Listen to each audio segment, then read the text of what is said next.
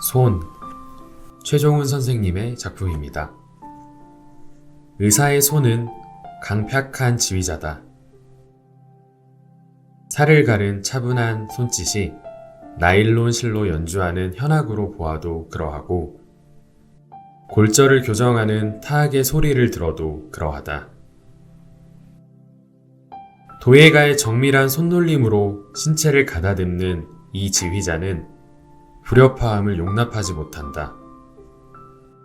수술방은 차가운 냉기뿐 아니라 그 팽팽한 긴장으로 채워져 오로지 정제된 소리만 들리는 연주의 장이 된다.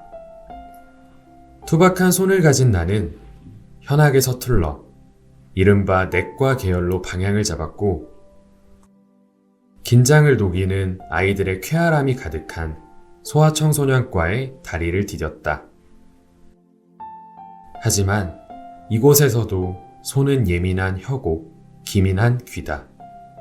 아직 다 익지 않은 새순 같은 아이들의 몸 위로 가만히 손을 올려보면 때로 복부와 폐부의 불청객이 감지되곤 한다.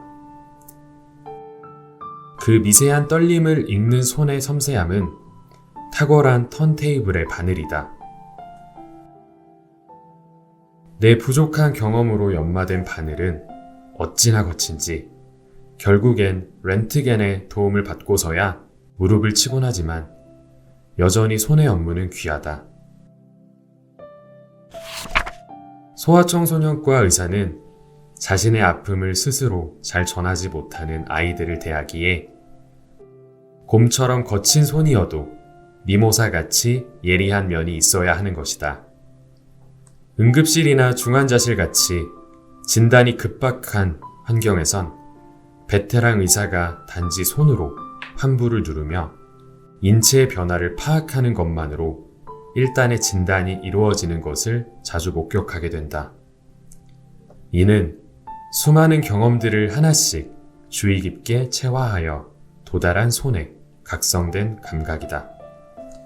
그뿐일까?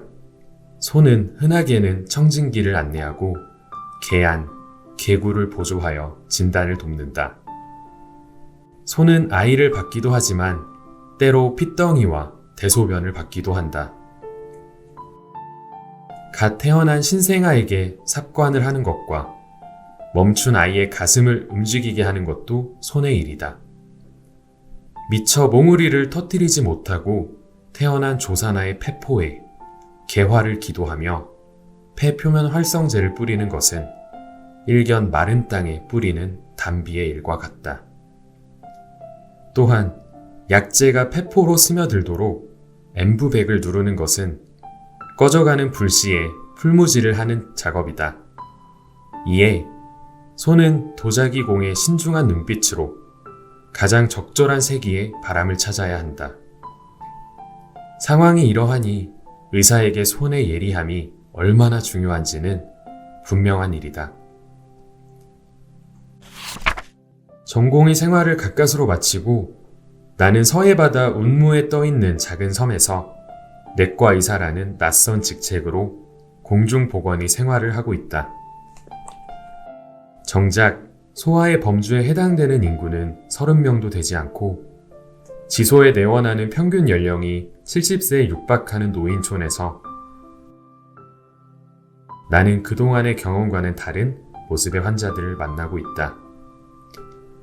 물론 이곳의 노환도 때론 아이 같은 면이 있다. 대부분 순수하고 순진하며 어떤 이는 고집도 많이 부리지만 낯이 익어지면 정겨운 인사도 건네준다. 다만 다른 점은 아이는 늘 누군가의 손을 잡고 병원에 오지만 노인은 대부분 지팡이나 유모차를 잡고 홀로 온다는 것이다. 그뿐 아니라 섬의 생리는 이들로 하여금 이곳을 쉽사리 벗어날 수 없다는 불안감을 갖게 한다. 때문에 이들에게 지소는 커다란 의지의 요람이요. 때론 모든 종합의료가 요구되는 현장이 되곤 한다. 그러한 기대 속에서 약재는 그럭저럭 구색을 갖추고 멸균된 도구로 벌어진 상처를 봉합하는 것까지는 해내고 있지만 때때로 능력 이상의 도전이 벌어진다. 특히나 노부의 고질적인 요통과 노모의 반복되는 두통이 계주를 하듯 이어지고 오늘따라 입맛이 집을 나서고 기운이 섬을 떠났노라며 지소에서 다짜고짜 눕는 환자를 보면 이 답을 찾기 힘든 새로운 상황에 퍽 적응이 되질 않는다. 마음 같아선 영상검사나 혈액검사라도 진행하고 싶어도 가능한 건 혈당검사와 혈압검사뿐. 나머지는 내 두 손의 일이 되어버리니 참으로 곤란할 때가 많다. 그럴 때마다 나는 그저 지소의 한계를 탓하고 부족한 진단 장비에 변명을 돌리곤 한다. 어머니, 이 상태는 여기선 왜 그런지 알기 힘들어요. 자꾸 아프시면 큰 병원 가서 검사라도 한번 해보세요.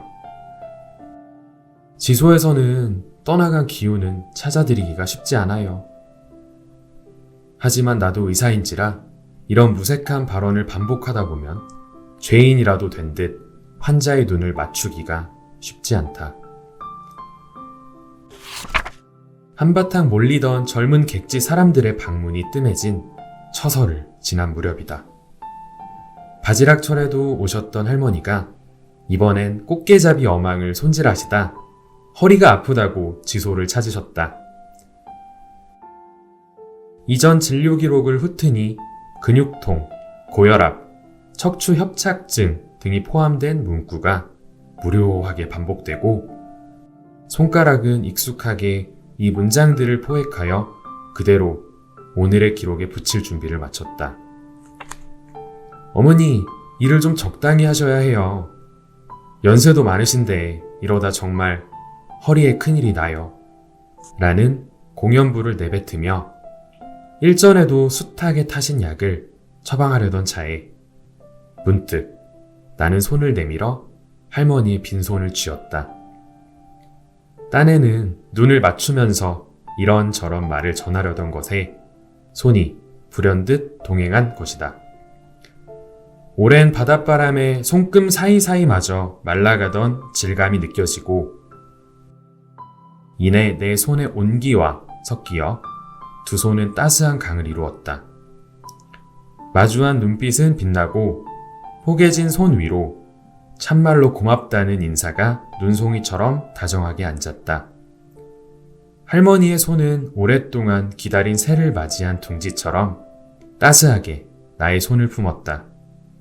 그때 나는 배웠다. 손도 갈증을 느낀다는 것을, 그리고 때로 목마름에 아파한다는 것을. 의사가 손으로 해야 할 또 다른 중요한 업이 있음을 나는 배운 것이다. 예리한 의사의 손이 한편으론 한 송이 꽃무릇이 되지 못한다면 슬픈 일이다. 섬에서 홀로 아내와 아이를 그리며 슬퍼하던 내게 위로가 되어주던 붉은 꽃무릇처럼 나의 펼친 손이 누군가에게 다정한 온기가 되어줄 수 있다는 것은 얼마나 경이로운가. 현대의학의 이기 속에서 짧은 수련을 마친 나는 이제 그 모든 혜택에서 멀리 떨어진 곳에 있다. 내게 있는 것은 전공의 시절 샀던 이경과 청진기, 몇 안 되는 약재와 수액, 그리고 나의 두 손 뿐이다. 이곳에서 나는 이 두 손을 사용하는 방법을 더 배워야 한다. 정확한 진단도 되지 않고 적절한 치료약도 없는 상황에서 환자의 호소 이면에 말없이 아파하는 손이 있다면 놓치지 않아야 한다. 의사의 손은 마른 둥지의 새가 되어주기도 하고 외로움의 공터에 비가 되어주기도 해야 한다.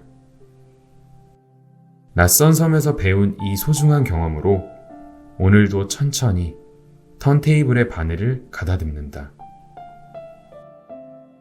그리고 나의 손은 조금씩 성장해 간다. 내 앞에 마주한 환자의 아주 작은 신음도 잡아낼 수 있는 강팍한, 때론 다정한 지휘자로서